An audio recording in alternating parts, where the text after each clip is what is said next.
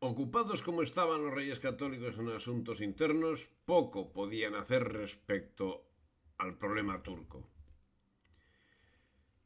Mientras, el problema judío crecía al compás de actuaciones insultantes por una parte y por otra, lo que definitivamente doblegó la voluntad de Isabel, que accedió a las propuestas de Alonso de Ojeda, de Pedro Solís y de Pedro Martínez Caamaño, que urgían la conveniencia de llevar a cabo la bula que instaba la instauración de la Inquisición en Castilla. El 17 de septiembre de 1480 eran nombrados los dos primeros inquisidores de Castilla, Fray Miguel Morillo y Fray Juan de San Martín, que fueron destinados a Sevilla. El 6 de febrero de 1481, unos meses después, fueron entregados a las llamas 6 judaizantes y se publicó el Edicto de Gracia. Más de 20.000 se acogieron al indulto en toda Castilla, entre ellos canónigos, frailes, monjes y personajes conspicuos del Estado. Pero el verdugo no fue la Inquisición, no, sino la peste, que se declaró en Sevilla en esas fechas, causando grandes estragos en la población. Ese año de 1481 murieron en Sevilla más de 15.000 personas. Por cierto, la leyenda negra se las achacaba a la Inquisición. En Córdoba, Jerez y Écija no bajaron de 9.000 las víctimas. Insisto, no de la Inquisición, sino de la peste. Y de ese tenor fue la incidencia de la peste en toda Andalucía, de la que se enseñoreó durante 8 años, siendo que el de 1488 volvió a tener especial incidencia en Córdoba. Bien, pasado el episodio de la peste, volvió la Inquisición, porque los inquisidores y todos se fueron, o sea, allí no quedó nadie.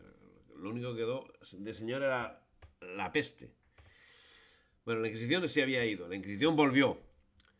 Las cifras acostumbran a ser exageradas en estos tiempos, tanto en lo referente a los participantes en una batalla como a los muertos, sea por exceso o sea por defecto, a fin y efecto de causar pavor en el contrario. Y la misma lógica fue aplicada a la actuación de la Santa Inquisición, aunque cualquier estudio sobre la institución la exculpa ampliamente de los excesos que le han sido aplicados, resultando que sale gratificantemente airosa de cualquier juicio serio a que pueda ser sometida. Efectivamente, la actuación de la Inquisición en Sevilla comportó que fuesen relajados al brazo secular 3 clérigos de misa y 3 o 4 frailes, todos de este linaje de los confesos, quemaron un doctor fraile de la Trinidad que llamaban Sabariego, que era un gran predicador y gran falsario, hereje engañador, que le conteció venir el Viernes Santo, predicar la pasión y hartarse de carne. Quemaron infinitos huesos de los corrales de la Trinidad y San Agustín y San Bernardo, de los confesos que allí se habían enterrado, cada uno sobre sí al uso judaico, apregonaron quemaron en estatua muchos que hallaron dañados de los judíos huidos.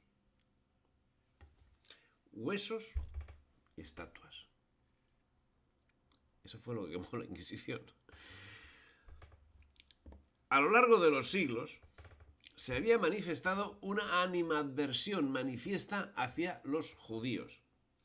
En otras épocas se les había acusado de promover la peste bubónica. En esos momentos se les acusaba de falsa conversión al cristianismo. Las fricciones entre los judíos y el pueblo español no eran de carácter racista, ya que el pueblo español jamás ha sido racista, sino en todo caso compuesto por multitud de razas que se han fundido en el solar llamado España. El problema parece ser muy otro, más relacionado con las actividades llevadas por cada uno y las repercusiones que esas actividades tenían en el otro. Debemos tener en cuenta que la Iglesia difundía la idea de que la usura e incluso el préstamo con interés no es propio de un cristiano.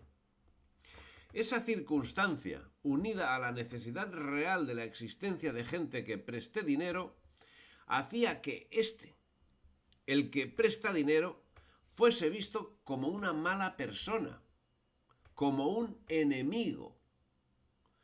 Y tal vez hoy esté pasando lo mismo.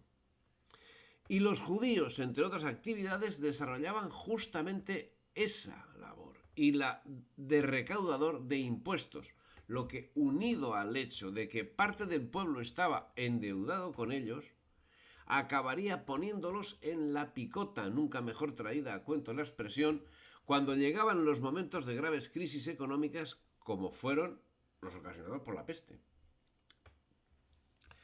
Un empleo casi monopolizado por los judíos era el de médico. En la Edad Media, la medicina se relacionaba con el oscurantismo porque la mayoría de la gente desconocía esa ciencia, con lo que aumentaba la imagen misteriosa del semita, y todo unido a la desconfianza suscitada cuando se cometían errores médicos graves. Errores médicos graves. Podía llevar todo ello fácilmente a la sospecha de malas artes. La imagen del enemigo sería para la mayor parte del pueblo la siguiente: una persona ociosa, entendiendo por ocioso todo aquel que no se relacione con el trabajo manual, principalmente campesino, habitante de una urbe y con buena posición económica, características que confluían en la mayor parte de los judíos españoles. Ser agricultor era per se una garantía de pureza de sangre. Así, la Inquisición podemos afirmar que era vista por el pueblo español como una herramienta justiciera, defensora de los pobres frente a la opresión de los poderosos. En ese tiempo, en Portugal, y tras su ascenso oficial al trono en 1481 a la muerte de su padre Alfonso V, Juan II tomó una serie de medidas para frenar el aumento del poder de la aristocracia y concentrar el poder en su persona. Los nobles empezaron inmediatamente a conspirar y 2 años después era ejecutado el duque de Braganza. El duque Diego de Viseu, el obispo de Évora y otros nobles se vieron obligados a exiliarse. La inestabilidad política sería la consecuencia de esta situación, mientras Juan II llevaba a cabo una purga que costó la vida a sus allegados, de quienes no se fiaba. Esto fecho fueron con temor muchos caballeros de Portugal e vinieron en Castilla, especialmente el conde de Faro, Fernando de Silveira, don Álvaro, hermano del duque de Braganza, ya estaba en Castilla. Cádiz, que como oyó que hacían los caballeros monipodios contra el rey, él, por no entender en ello, luego se vino a Castilla antes de la muerte del duque su hermano. Y el rey tomó todas sus haciendas, los ausentados e las fiscó para sí. Y después prendió e degolló don Fernando de Meneses, hermano del obispo de Ílora, 2 fijos del susodicho, y descuartizaron el uno e fizo degollar Pedro de Alburquerque e otros. Esto diz que fizo el rey porque falló que los dichos caballeros le ordenaban traición, tenían concertado de matar él e su fijo e alzar por rey de Portugal al dicho don Diego duque de Viseu, hermano de la reina, fijo del infante don Fernando, hermano del rey don Alfonso. Dicen las crónicas.